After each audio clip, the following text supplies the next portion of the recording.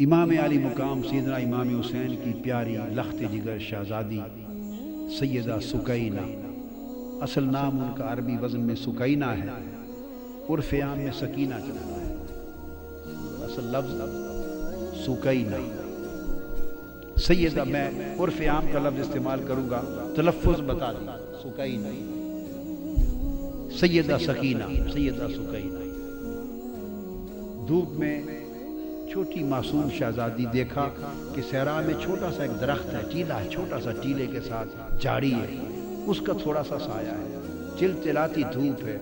سیدہ سکینہ اس دھوپ کے اندر اس سایہ دار چھوٹی سی جھاڑی میں جا کے مٹی کا سرہانہ بنا کے لیٹ گئی، ریتلے سرہانے پہ لیٹ گئی۔ سیدہ سکینہ کی آنکھ لگ گئی،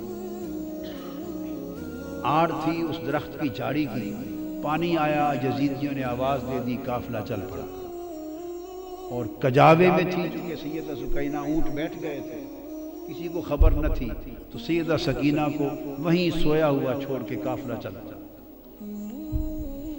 قافلہ تھوڑی دیر آگے گیا تو آگے جس شخص کے ہاتھ میں نیزہ تھا، امام علی مقام کا سر انور جس پر تھا، وہ اس کے ہاتھ سے چھوٹ کر زمین میں گڑ گیا۔ انہوں نے کوشش کی کہ اس نیزے کو اکھاڑ کے آگے چلے، پر نیزہ ایسا جمع کہ اس کی پوری طاقت کے باوجود امام حسین کے سر انور آگے نہیں چلا۔ اس نے اور لوگوں کو بلایا، اوروں کو بلایا، بڑی کوشش کی، مگر امام حسین کے سر انور جس نیزے پر تھا وہ نیزہ آگے نہیں چلا، گڑا ہوا نیزہ ہلا نہیں۔ وہ پریشان ہو گئے، وہ سیدنا امام زین العابدین کے پاس گئے۔ یہ تو انہیں معلوم تھا کہ کیا ماجرا ہے، آپ کے بابا آگے نہیں چل رہے، ان کا سر انور آگے نہیں چلتا۔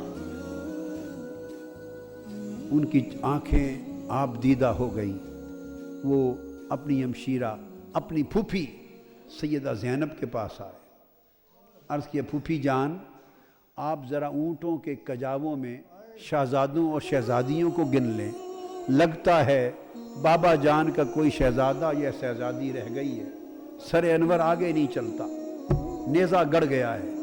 سیدہ زینب نے ایک ایک کا نام لے کر پوچھا، تسلی کی کہ سارے شہزادے شہزادیاں کجاووں میں تو ہیں۔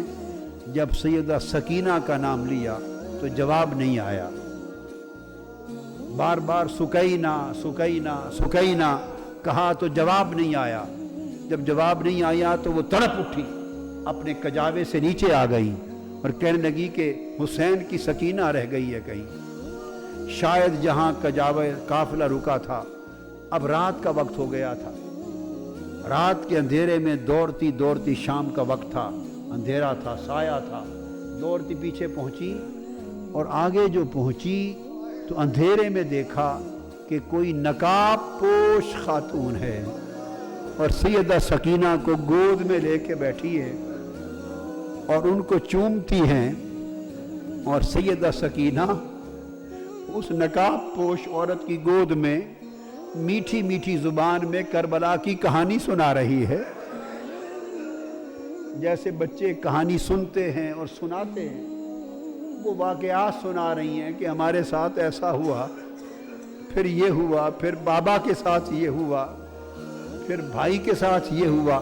وہ کربلا کی کہانی سنا رہی ہیں، اور وہ نقاب پوش خاتون سنتی بھی ہیں، چومتی بھی ہیں، روتی بھی ہیں۔ اتنے میں سیدہ زینب قریب پہنچی اور کھڑے ہو کے آواز دیتی ہیں کہ نقاب پوش خاتون، اللہ آپ کا بھلا کرے، آپ نے ہماری بیٹی کو سنبھال لیا، ہم پہ بڑا احسان کیا ہے، اس بیٹی کو گود میں لے کر، اللہ آپ کو اجر دے، بتائیں تو صحیح کہ آپ ہیں کون احسان کرنے والی؟ انہوں نے چہرہ انور سے نقاب پلٹا، فرمایا زینب بھول گئی ہو تمہاری ماں فاطمہ۔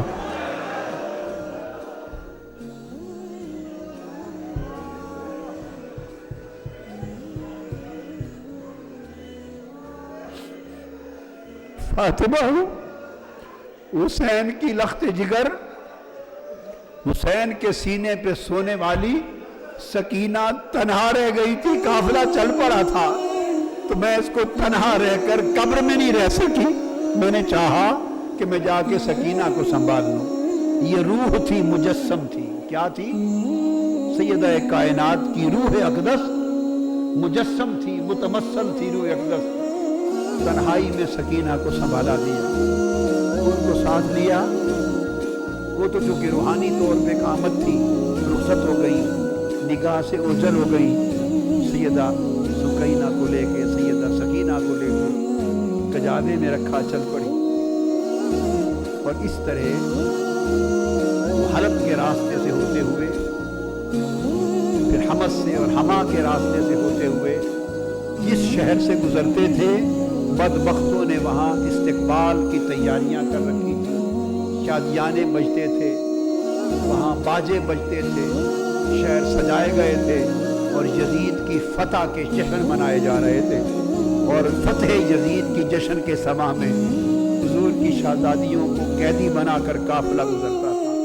ان کے سر انور نیچے تھے، سر قافلوں پر تھے، نیزوں پر، اور اس طرح ایسے بول سے گزرتے دمشق میں آپ پہنچے. دمشق میں پہنچے تو پورا سارا شہر دمشق یزید کی فتح کا حکم تھا تو جشن میں مصروف تھا. اور بہت سو کو یہ پتہ نہیں تھا کہ یہ جو قیدی بن کے آئے ہیں یہ ہیں کون. جو سر نیزوں پر سوار ہیں عوام کو نہیں پتا تھا. تو یہ بتایا گیا تھا کہ یزید کی حکومت کے خلاف کچھ باغی تھے، انہوں نے بغاوت کر دی تھی، تو باغیوں کو کچل دیا گیا ہے، بغاوت ختم کر دی گئی ہے.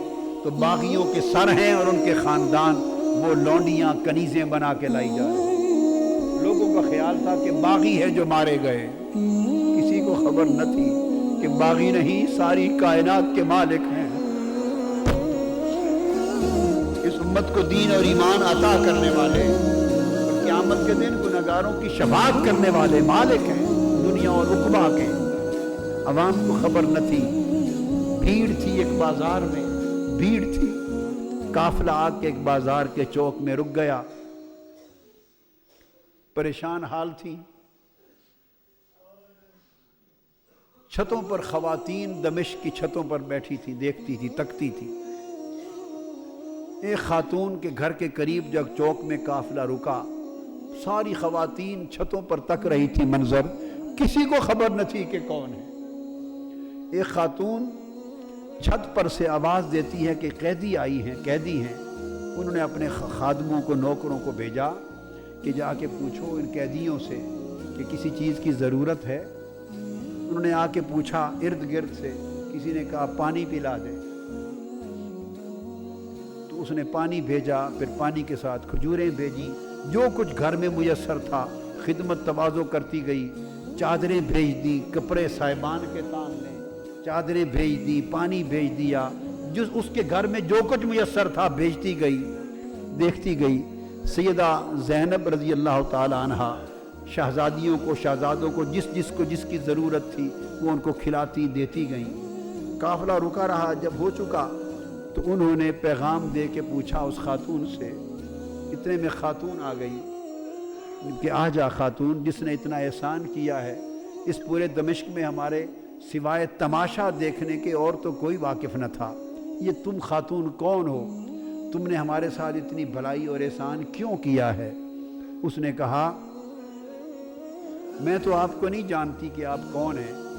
میں نے ایک زمانہ مدینہ طیبہ میں حضرت سیدہ فاطمہ الزہرا کی نوکری میں گزارا. میری نوجوانی تھی، میں سیدہ فاطمہ الزہرا بنت مصطفیٰ کی نوکرانی تھی. نوجوانی میں ان کی نوکرانی تھی.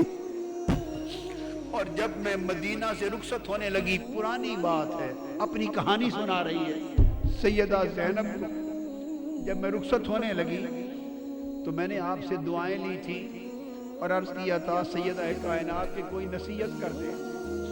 مجھے سیدہ کائنات نے فرمایا تھا اچھا جا رہی ہو دمشق میں سلامت رہنا، ایک ہی نصیحت ہے، کبھی قیدی ملے تو ان سے بھلائی کر دینا.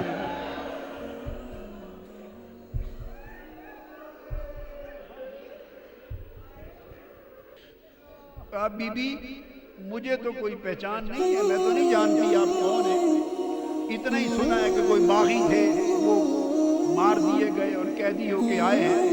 میں نے تو بھلائی اس لیے کی ہے کہ مجھے میری سیدہ نے سیدہ کائنات فاطمہ الزہرا نے نصیحت کی تھی، ایک ہی نصیحت کی تھی، سلامت رہنا، زندگی میں کبھی کوئی قیدی مل جائے تو ان سے بھلائی کر دینا۔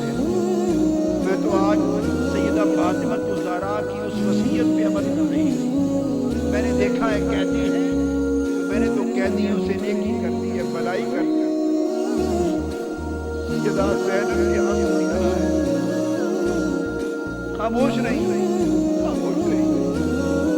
آپ نے جواب میں کہا، اچھا بیوی تم نے قیدیوں سے بھلائی کی ہے، قیدیوں پر احسان کیا ہے، بتائیں ہم قیدی لوگ تیری بھلائی کا بدلہ کیا دے سکتے ہیں؟ میں کیا بدلہ دوں، کیا چاہتی ہوں؟ کہا بی بی ایک دعا کر دے، دعا کر دے۔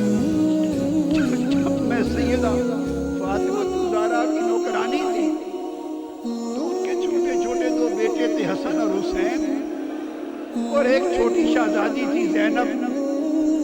ان کو بچپن میں دیکھا تھا، تھوڑی عمر میں سیدہ کائنات تو وصال فرما گئی، اب مجھے نہیں معلوم وہ کس حال میں ہے، اور میں نے یہ بھی سنا تھا کہ حسن مجتبیٰ بھی وصال فرما گئے۔ اب میری یہ التجا ہے، دعا کر دے کہ کبھی زندگی میں سیدہ کائنات کے بیٹے حسین کو دیکھ لوں اور ان کی شہزادی سیدہ زینب کو دیکھ لوں، میری ان سے ملاقات ہو جائے، یہ دعا کر لے۔ تو سیدہ زینب فرماتی ہیں، بی بی تیری دعا قبول ہو گئی، یہ نیزے پر حسین ہے اور یہ کہتی زینب۔ اس حال میں دمشق میں داخل ہوئے اور حضور علیہ السلام کے ایک صحابی ہے حضرت سہل بن سعد ساعدی، حضرت سہل بن سعد ساعدی رضی اللہ تعالیٰ عنہ، حضرت سہل وہ صحابی ہیں، بخاری اور مسلم میں بہت ساری احادیث ان سے مروی ہیں۔ حضرت سہل بن سعد روایت کرتے ہیں، بیان کرتے ہیں، میں کسی کام سے بیت المقدس جا رہا تھا، بیت المقدس، تو میں دمشق پہنچا تو حضرت سہل بن سعد کہتے ہیں کہ جب دمشق آیا تو وہاں عید کا سماں تھا، ہر طرف شامیانے تھے، شادیانے تھے، عید کی خوشیاں تھیں اور جلوس تھے، جھنڈیاں تھیں، عجیب سماں تھا۔ میں نے لوگوں سے پوچھا کہ شام کے لوگوں، لگتا ہے کہ تمہاری کوئی علاقائی عید ہے، آج علاقائی عید ہے، سارے شہر کو تم نے دلہن کی طرح سجا رکھا ہے، کیا کوئی لوکل عید ہے جو اپنی روایت میں، ثقافت میں منا رہے ہو؟ انہوں نے کہا، تم کون ہو؟ لگتا ہے کہ شام کے رہنے والے نہیں ہو۔ انہوں نے کہا، نہیں، میں تو مدینہ سے آیا ہوں۔ معمر تھے اس وقت، عمر رسیدہ تھے۔ پوچھے، میرا نام سہل ہے، حضور علیہ السلام کو میں نے دیکھا ہے، زیارت کی اور آپ سے کچھ باتیں بھی سنی ہیں، تو میں نہیں جانتا یہاں کے حالات۔ انہوں نے کہا، تمہیں معلوم نہیں کہ یہاں باغی تھے، انہوں نے بغاوت کی تھی، یزید کی حکومت کے خلاف بغاوت کچلی گئی ہے، یہ باغیوں کے سر ہیں اور یہ ان کی عورتیں ہیں، کنیزیں اور لونڈیاں بنا کے لائی گئی ہیں۔ انہوں نے دیکھا آگے جا کر کہ یہ باغی کون ہیں؟ حضرت سعد بن سعد۔ انہوں نے تو مدینہ کی گلیوں میں حضرت امام حسین کو آقا کے کندھوں پر سواری کرتے دیکھا ہوا تھا، اور آقا کے سینہ اقدس پہ کھیلتے اور زبان مصطفیٰ کو چوستے، اس دور میں دیکھا ہوا تھا۔ اور بعد ازاں پھر پوری جوانی کی عمر دیکھی تھی، نظر میں گزری تھی، پورے 50 برس 40 برس نگاہ کے سامنے تھے، مگر گرد آلود تھا چہرہ پاک اور خون آلود تھا کٹا ہوا سر انور۔ آگے قریب جا کے دیکھا کہ یہ باغی کون ہے، اور قریب دیکھ کے کسی کو کہتے ہیں کہ ان کی شکل تو حسین کی طرح نظر آتی ہے۔ حضور کے شہزادے امام حسین کے ساتھ بڑی مشابہت ہے، تو ساتھ ایک شامی کھڑا تھا، اس نے کہا، تمہیں پہچان نہیں، یہ خود حسین ہے۔ چیخ نکل گئی، رو پڑے اور رو کے یہ قافلہ کدھر جا رہا ہے؟ وہ کہتے ہیں کہ میں پھر اس قافلے کے ساتھ چل پڑا اور دربار یزید تک ساتھ گیا، اور جو کچھ اس دربار میں دیکھا وہ بیان نہیں کر سکتا۔ اس دربار میں جب بدبخت یزید کا جو شراب میں دھت تھا شطرنج کھیل رہا تھا، جب قافلہ پیش ہوا اور ساری شہزادیوں کو اور امام زین العابدین کو کھڑا کر دیا گیا، تو اس وقت وہ آ کے دربار پہ بیٹھا، اس نے کہا ایک ایک کا نام لے کر بتاؤ یہ کون ہے، یہ کون ہے، یہ کون ہے۔ سیدہ سکینہ چھوٹی سی عمر ہے، 4-5 سال کی عمر ہے، اور ہاتھوں سے اپنا چہرہ چھپا،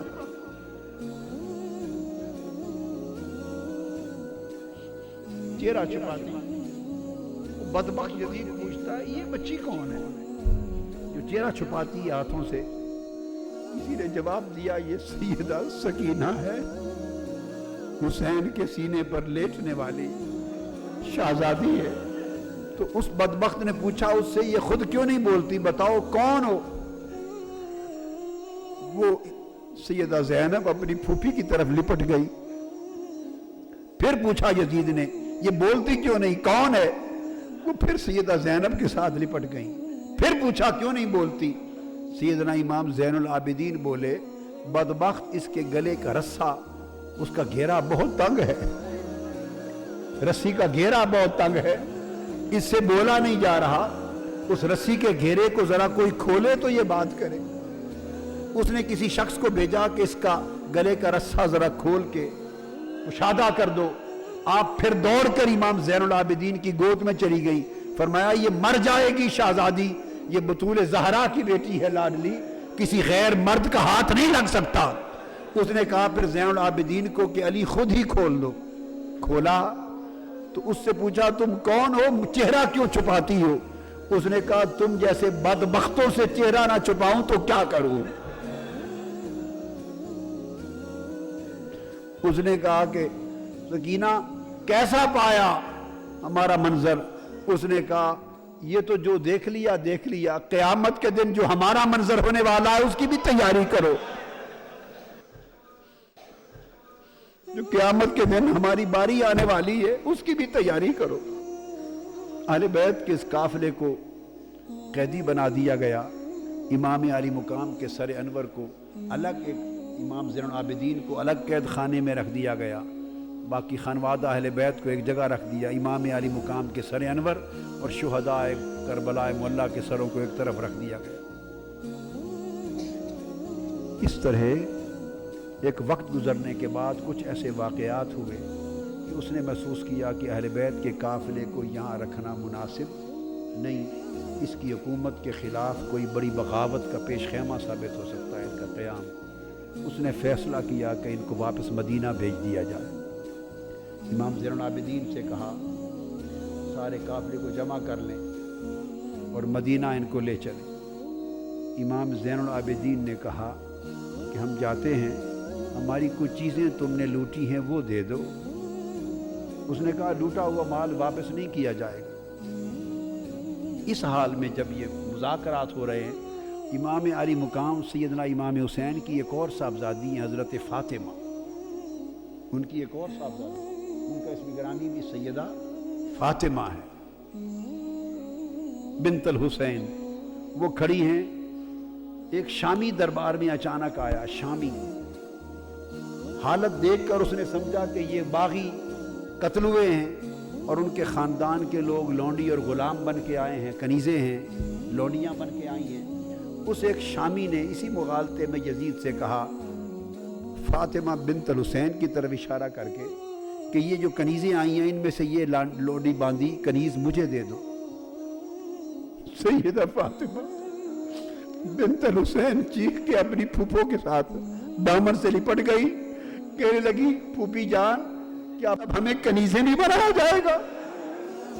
فرمایا بیٹے گھبرا نہیں، یہ جرت نہیں کر سکتے۔ فرمایا یہ حرام ہے، نہ ان کی جرت ہے کر سکے، نہ اس بدبخت ملعون یزید کی جرت ہے کہ کر سکے۔ یزید بولا، تیش میں آ گیا، وہ بولا کہ میرے اختیار میں ہے، اگر چاہوں تو میں تم سب کو کنیز بھی بنا دوں۔ آپ نے فرمایا ملعون، جب تک تم میرے نانا کے دین کا نام لیتے ہو یہ ظلم نہیں کر سکتے، جب تک میرے نانا کی شریعت کا نام لیتے ہو یہ ظلم نہیں کر سکتے۔ جب اتنی کلام سیدہ زینب کا سنا، اس شامی کو اندازہ ہو گیا کہ یہ تو پیغمبر اسلام کی شہزادیاں لگتی، اس کو خبر نہ تھی. اس نے کہا یزید لعنت ہو تم پر، لعنت ہو تم پر، تم نے حضور کی شہزادیوں کے ساتھ یہ اشر کر رکھا ہے. میں سمجھا تھا کیسر روم کے دربار سے روم کی کوئی بغاوت سر ہو کے آئی ہے اور ان کی کنیزیں ہیں. یہ مصطفیٰ کی شہزادیاں ہیں جو ساری کائنات ان کی کنیز ہے. جب اس نے کہا لعنت ہو تم پر تو یزید نے اسی وقت جلاد کو حکم دیا کہ اس کا سر قلم کر دیا جائے. امام زین العابدین نے فرمایا کہ ہماری کچھ چیزیں تم نے لوٹ لی ہیں، واپس کر دو، ہم مدینہ کو پھر چلے جائیں گے. یزید نے کہا لوٹا ہوا مال واپس نہیں ہوگا، تمہیں زاد سفر کے طور پہ کچھ دینار دے دیتے ہیں. فرمایا ہم لعنت بھیجتے ہیں تمہارے دیناروں پر، اور نہ ہی ہمارے پاس کوئی مال تھا جو تم نے لوٹا. ہمیں تو 2-3 چیزیں ہمیں واپس کر دیں، باقی پاس رکھ لو. وہ چند چادریں ہیں جو ہماری اماں فاطمہ الزہرا کے ہاتھ کی بنی ہوئی ہیں، کچھ کپڑے ہیں جو سیدہ ہماری اماں فاطمہ الزہرا کے ہاتھ کی بنی ہوئی ہیں، ہمیں وہ واپس دے دو. اور ان کا دست، ان کا گلو بند ہے جو اپنی شہزادی کو پہنایا تھا، وہ چھینا ہوا گلو بند دے دو. ہم تو 3 یادگاریں سیدہ فاطمہ الزہرا کی چاہتے ہیں کہ تم بدبختوں کے پاس نہیں، واپس مل جائیں. وہ تینوں چیزیں واپس لے لی. قافلہ روانہ ہو گیا اور چلتے چلتے کربلا معلی، 3 دن شہداء کربلا معلی اور امام علی مقام کے مزارات اقدس پر تعزیت کے لیے 3 دن قیام کر کے مزارات کی زیارت کر کے واپس مدینہ پہنچا. جب شہر مدینہ کے باہر پہنچے تو پھر آگے مدینہ میں داخل ہونے کی سکت نہ تھی. نہ امام زین العابدین کو سکت تھی، نہ سیدہ زینب کو سکت تھی. ان کے خدام میں بشیر نامی خادم تھے، ان کو بھیجا کہ اب ہم تو آگے کیسے جائیں، جاؤ اہل مدینہ کو خبر کر دو کہ لٹے ہوئے لوگ آ رہے ہیں. خانوادہ رسول آج اسیران دمشق بن کے واپس آ رہے ہیں. اس شخص نے جا کے مدینہ پاک میں خبر کی، مدینہ پاک میں قیامت آ گئی، ایک کوہرام مچ گیا. اہل مدینہ کہتے ہیں کہ اتنی قیامت یا اس دن آئی تھی جس دن حضور علیہ السلام کا وصال ہوا تھا، یا یہ قیامت اس دن آئی جب سیدہ زینب اور امام زین العابدین کا لٹا ہوا قافلہ حضور کے گھر واپس پہنچا. سارے اہل مدینہ باہر آ گئے، روتے چیختے تڑپتے. ایک قیامت کا سما تھا. روتے چیختے اس لٹے قافلے کو لے کے آئے اور سیدھا آقا علیہ السلام کی بارگاہ میں روضہ رسول پہ جا کے گر پڑے. امام زین العابدین اور سیدہ زینب روتے ہوئے آقا کی قبر انور پہ گر کر عرض کرتے ہیں نانا جان، آپ کا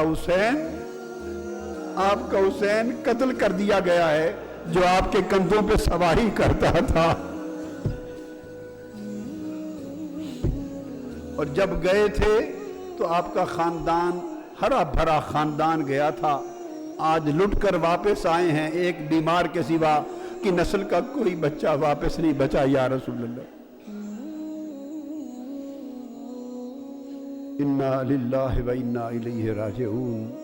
لا تقولوا لمن يقتل في سبيل الله اموات بل احیاء ولكن لا تشعرون. امام علی مقام نے اپنے نانا کے ساتھ کیا ہوا وعدہ پورا کر دیا. ان کے کندھوں پر کرائی گئی سواری کا بدلہ چکا دیا. ان کی زبان چوسنے کے نتیجے میں پیاسا رہ کر زبان کے چوسنے کے احسان کا بدلہ چکا دیا.